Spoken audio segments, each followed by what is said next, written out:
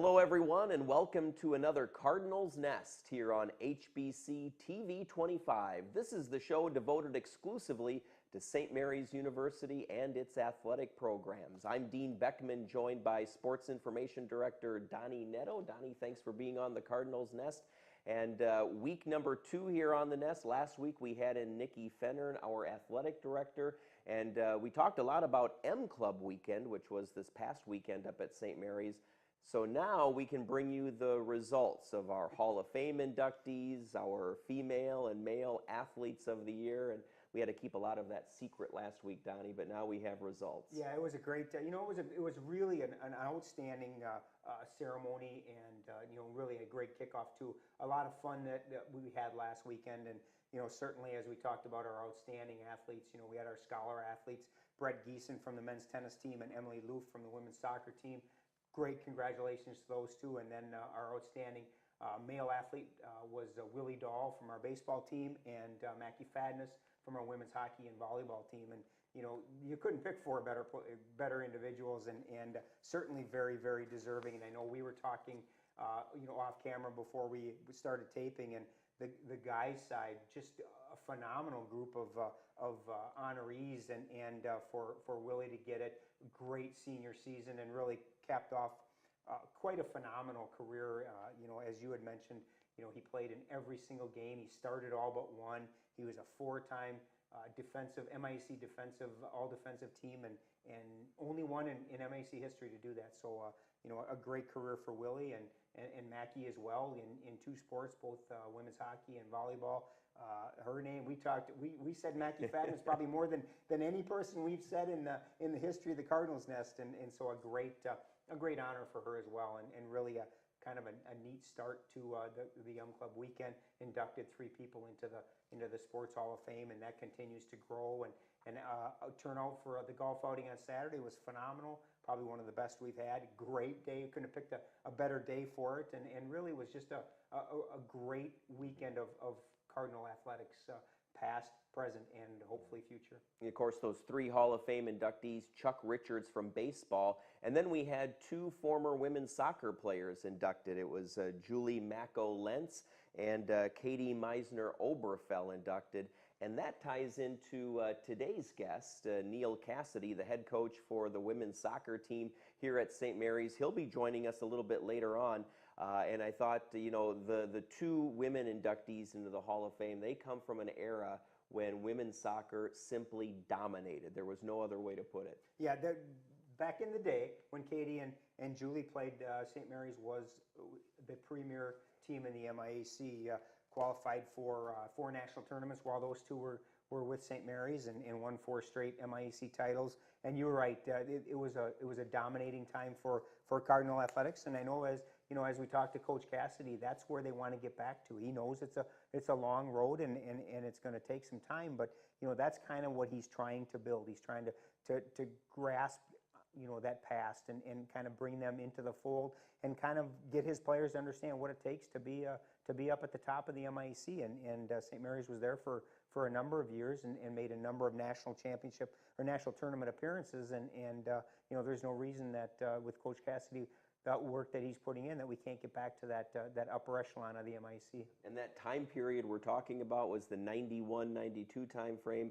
To us, that doesn't seem like long ago. We remember it well, but really it was quite a while ago. Yeah, when you think about that, I keep talking to to our student athletes, and I graduated in '85, and that's 31 years ago. So yeah, it's been a long time since we had the era of and Katie and Julie were just unbelievable players in their time, and I know that Katie, when I talked to her after the ceremony, very humbled by the honor, and also it was one of those things that she doesn't talk a lot about that time to her children, and so it was neat for people to talk. Steph Voss did the presentation of Katie, and for her to kind of tell how good Katie was, so that her kids could hear that, because Katie certainly doesn't talk about that in a realm of, boy, I was this good back in the day, and I think that was really neat for her kids to hear just the type of athlete that she was. Yeah, it is good for them to hear that, because they were probably thinking, wow, you were that good of an athlete, right? So we'll bring Neil Cassidy, and the current women's soccer coach, in to talk about this year's team in just a little bit here on the Cardinals Nest. But now let's look at this past week in Cardinals athletics. Donnie, another week where the Cardinals go 4-0 in volleyball. They win another tournament undefeated there at St. Kate's this past weekend. Yeah, another great weekend for them. And the week didn't start maybe the way Coach Lester had wanted with 3-1 loss to UW Eau Claire, but they certainly bounced back nicely with 4 wins at St. Catherine, with the big win being against Nebraska Wesleyan on Saturday, a 3-2 win. I know Mike and I were talking a little bit on Monday about the tournament, and it's important to play those matches because they're regionally opponents. Always nice to play teams from the Iowa Conference, and now that Nebraska Wesleyan is in that conference, it's great to kind of renew that rivalry. We used to play them a lot in the Sugarloaf Classic and haven't for the past couple of years, so it was good to get that rivalry back. And as Mike said, they were down 12-10 in the 5th set of that match and rattled off 5 straight points to win it 15-12. So a great win for them, and hopefully a nice way to kind of springboard into the conference season. They've got a big match against St. Catherine on Wednesday. One more tournament now this coming weekend when they head to Ripon, and then it kind of settles down a little bit, and you kind of really focus on the conference tournament or the conference season, and kind of getting yourself positioned for for a run at the conference tournament. Sitting at 8-1 right now, I'm sure Coach Lester is certainly not going to complain about that. And a great weekend and some, again, stellar performances individually. Donnie, so 2 great tournaments now for the Cardinals where they went 4-0 in each.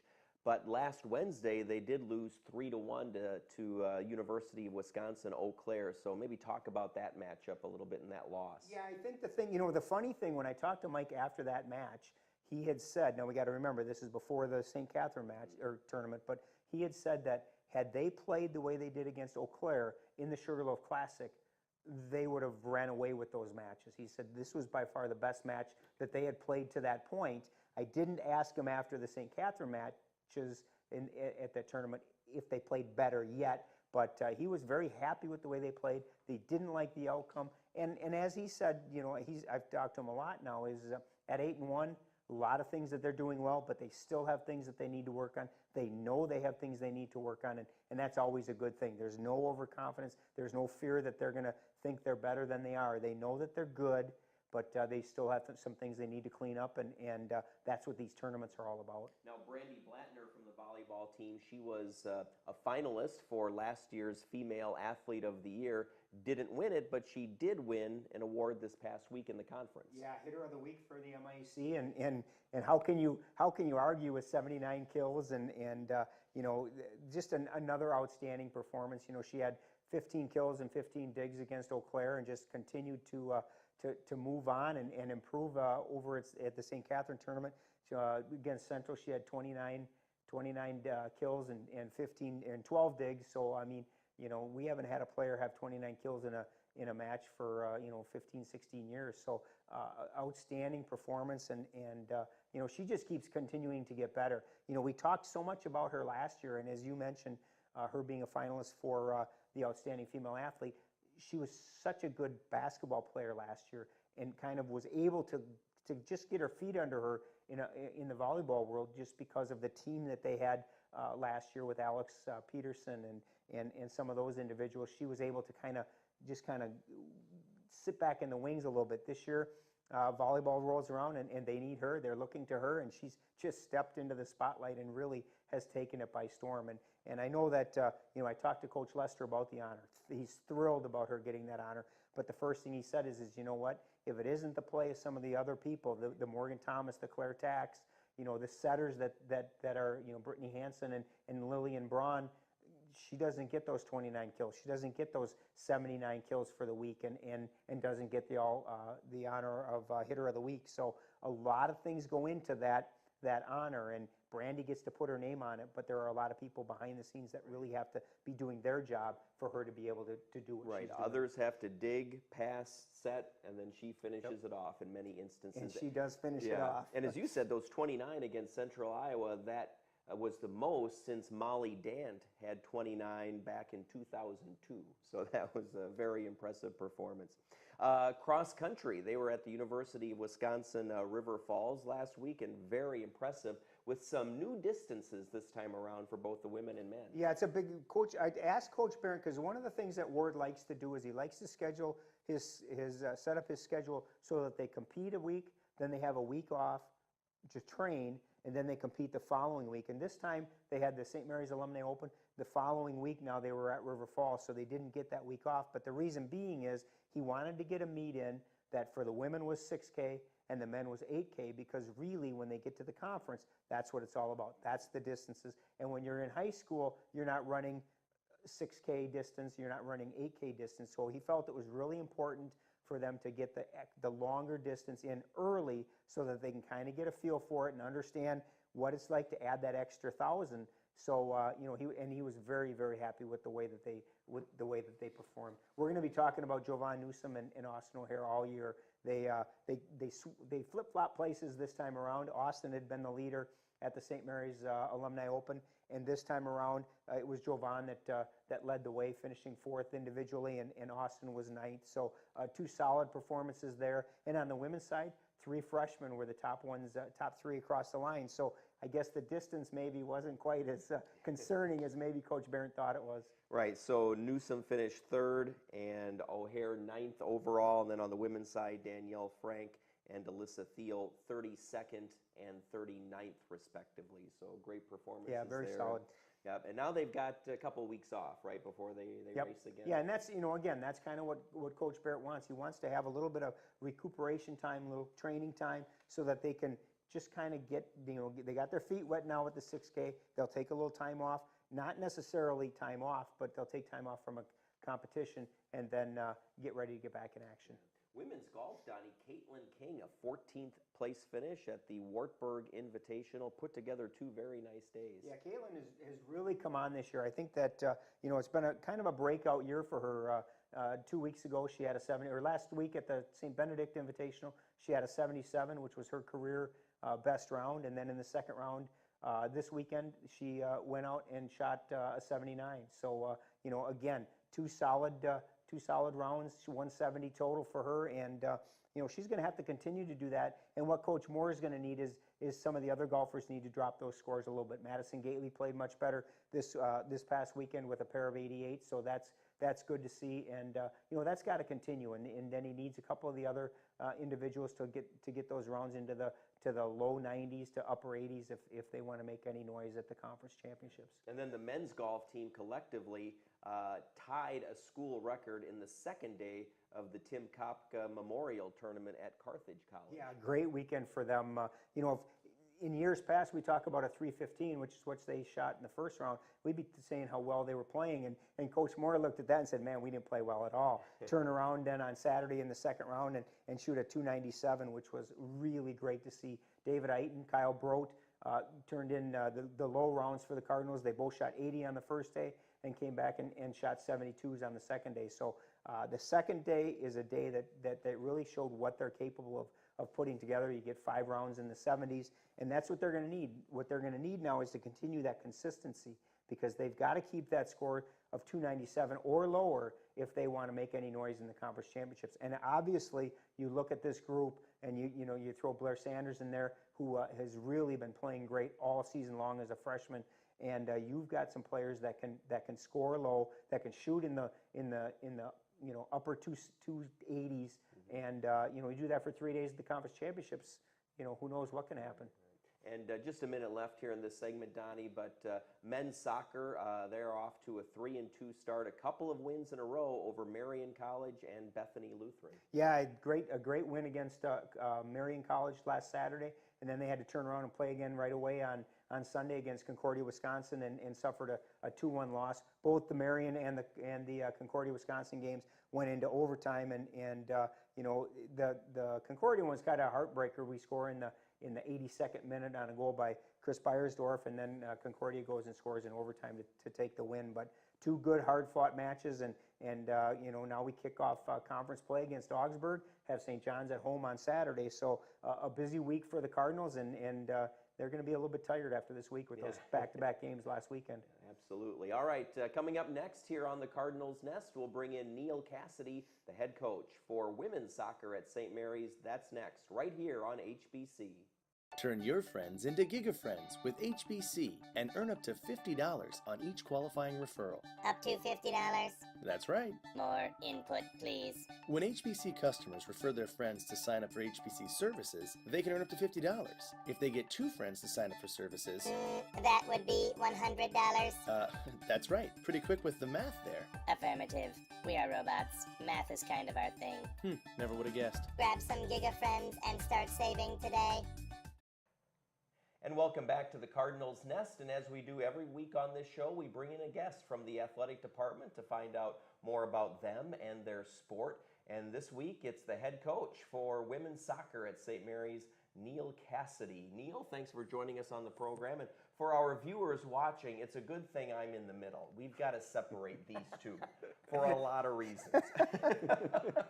But Neil, we're glad to have you on the program. And I know I've told you this before off camera, but I want to tell you very publicly on camera that as a faculty member at St. Mary's, I love your soccer players. They are excellent students and they're even better people. And so whatever you're doing recruiting, it's working and you're bringing in wonderful people. I know you know that, but I wanted to make sure everyone else knew that too. Thank you so much. That means a lot. Yeah. You know, Coach, and that really is a great start to this, because you and I have talked a lot about the culture of this team, and you've told me that this is probably one of the closest teams that you've had in terms of getting along and kind of heading in the same direction. Talk a little bit about your approach to making sure that this is a family unit.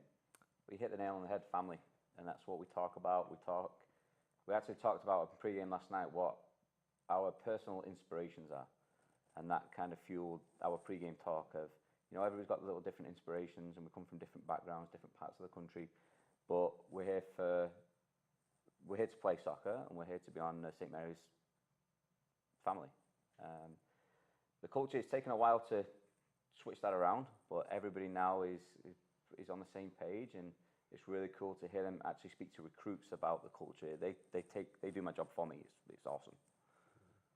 Does Donnie inspire anyone, just out of curiosity? There's a lot of people who inspires, but yeah. Yeah, okay. You know, from a time that you devote to that, I mean, how do you, as a head coach, try to say, okay, when do we talk about those types of things versus how much time do we devote to the actual skills of soccer? Do you put a lot of thought into that, or how do you try to you know, balance that out from a time standpoint? It's a yearly calendar, right? It's pre-season is bringing in the freshmen, making sure they're all close. We've spent a lot of time team bonding, a lot of different activities that some people wouldn't think a women's soccer team would do. For example, one of our most fun things that we do is a synchronized swimming competition, believe it or not. But it's just something that it's people feeling confident enough to push the boundaries a little bit. And then we volunteer a lot. We do a run on McDonald House every spring to, you know, make sure that they're aware that there is something bigger than themselves. And I think that's important as well. If Donnie and I did anything like that, it would be synchronized drowning, probably. Absolutely. Let's talk a little bit on the field, and I know that you know, you certainly probably would love to be 5-0 rather than, you know, where you're at right now. But talk a little bit about the progression that you guys have made up to this point. You kicked off the conference season Tuesday night against Augsburg, a very, very good team. Do you like where you're at right now as a team in terms of on the field play? Yeah. With the end of the game, I was like, we're disappointed. You know, we had 95% of our game plan. The game plan was frustration. We know that they've got some attributes that we couldn't match, so we were going to give up possession, give up shots from distance, which we did. You look at the box score, it doesn't tell the story. And we were kind of like Leicester, the team from England who won the Premiership. They only had 42% possession the whole year. So it was, let's sit in and let's absorb pressure. However, a few mistakes that we made, and they took advantage of them, and we didn't take advantage of ours, but that's the game.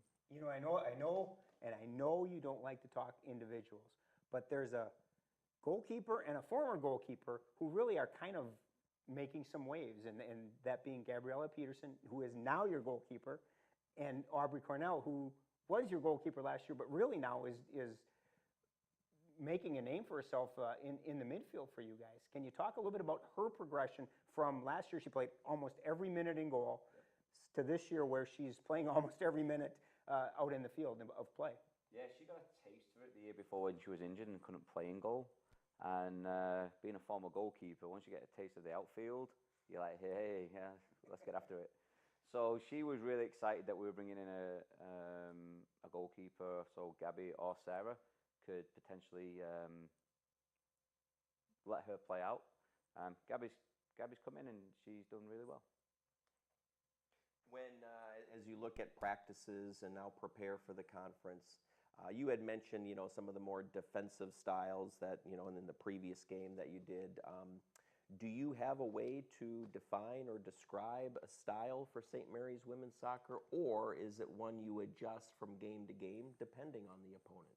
I think we're a clever team this year, so we can do it game to game. So the really good thing is, somebody comes and scouts us, it's not what they're going to see the next game. I think tactically as a coaching staff, I would argue that we're probably one of the better coaching staff in the conference in terms of tactically being able to adjust. So we've got our finger on the pulse with things like that, and every game is a different game plan. But at the same time, we make sure that we stay true to ourselves of possession style soccer and playing the game as it should be. Coach, can you talk a little bit about the difference in fields of play? We basically, our home field is a turf, but a lot of the places that you play are grass. What is the biggest difference in the two, and how do you prepare should you have to have a game that's on grass rather than turf? So grass is a lot slower. It's a lot slower. The awesome thing about St. Mary's, and we're one of the only teams that can say this in the conference, we have a great grass field and we've got a great turf field. So anytime we play teams on grass, we practice on grass a couple of days before. All right, I do have to ask now. Those people that know you from last year when you were on the show. Very nice, clean shaven. Can you talk a little bit about the beard, because there is a purpose for you wearing that beard? So my son was diagnosed with a tumor back in December, and he started chemo the last week of December. And at that point, I made a decision to. I don't know why I made the decision, but it was to grow the beard. And it was if he lost his hair, then mine would go as well. He's kept his hair, which is awesome, but the beard has continued to grow. It's been trimmed a couple of times, so it's probably not its full glory, but I'm going to keep it until his port gets taken out, which is scheduled for should be next April. And things are going well. I think you should tell people that obviously he's doing very well. Yeah, we found out a few weeks ago that the tumor has gone. He's on maintenance chemo now until April. So every 3 weeks he gets chemo and steroids to make sure it doesn't return. And Neil, last year we touched on a lot on this show the superhero 5K that was put together for Jack and to benefit Jack and your family. So talk about that St. Mary's community, what that was like, and just the overwhelming support that you received from fellow student athletes who really organized that and put that together. I always get. Yeah, it's tough because it is overwhelming the amount of support that St. Mary's community does show, And it is. I can't put into words the amount of appreciation that we've received, and it's phenomenal, and that is something that me and my family will never forget. And the interesting part about it too, Dean, was the initiator of the 5K was not a women's soccer player. It was a cross-country individual, which again kind of shows one, the graciousness of St. Mary's, but also how close the teams are to each other. And I think that I was amazed that day of what was what transpired, and it's really an incredible thing.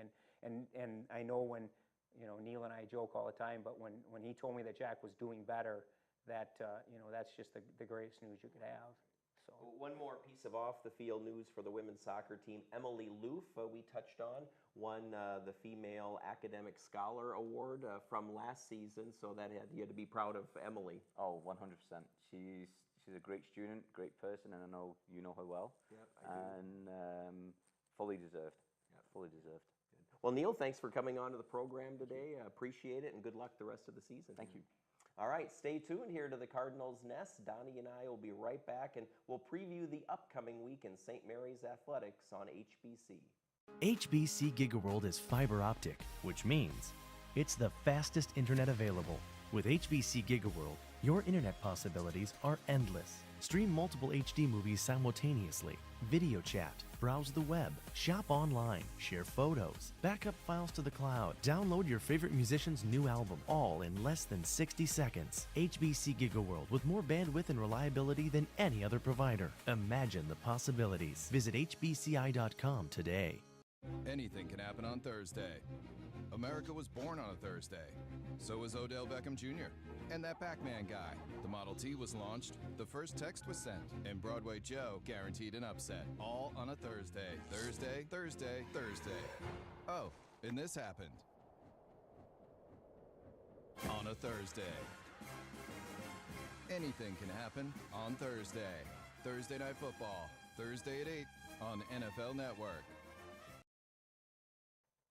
And we're back to wrap things up on the Cardinals Nest here on HBC. Dean Beckman alongside Sports Information Director Donnie Netto. And we just had Neil Cassidy on, women's soccer head coach. And both soccer teams have some special events coming up this week, Donnie. Men's soccer on Saturday will be doing an event for Solomon Song to benefit Solomon El-Hindi, who committed suicide this past year. And then the women's soccer team has an event as well next Wednesday. Yeah, they're going to do Child Cancer Awareness Month is this month, and so they're going to wear gold jerseys in honor of Child Cancer Awareness. And I know that Coach Cassidy, obviously, that has a very special place in his heart. So two big events for them, and kind of caps off a very busy week for the Cardinals. And Saturday's men's soccer matchup with that benefit for Solomon Song, that will be against St. John's, correct? At what time? That's a 7 o'clock game. 7 o'clock. And okay. Actually, the women play before them. They've got a 1 o'clock game against St. Benedict. Both of those games are at St. Mary's. And then as we talk about the weekend, the men's golf team is at Benedictine in Galena, Illinois for a tournament there. And then the women's golf team heads up to the Jewel in Lake City for the D3 Classic, which is hosted by Carleton. So a couple of big tournaments for those two. And then volleyball, as we have talked about, they're in another tournament this weekend in Ripon. So they've got 4 big tournament matches this weekend. And then conference play kind of gets into full swing then next week. Right, so busy action. And, I think these tournaments, Donnie, especially with volleyball, they really add to not only your workload, but just the excitement level, because there's a lot of games in a very short period of time. Absolutely. And, we talk about it, and we talked about it last week with the Sugarloaf Classic, and that it's really neat. You get to watch the Cardinals play 4 matches in 2 days and get to see a lot of good college volleyball. So they're fun. Yes, they're a lot of work, but they are a lot of fun, and I know Mike enjoys hosting that season opening tournament as well. All right, that's going to do it for this week's Cardinals Nest. Thanks for watching right here on HBC TV 25.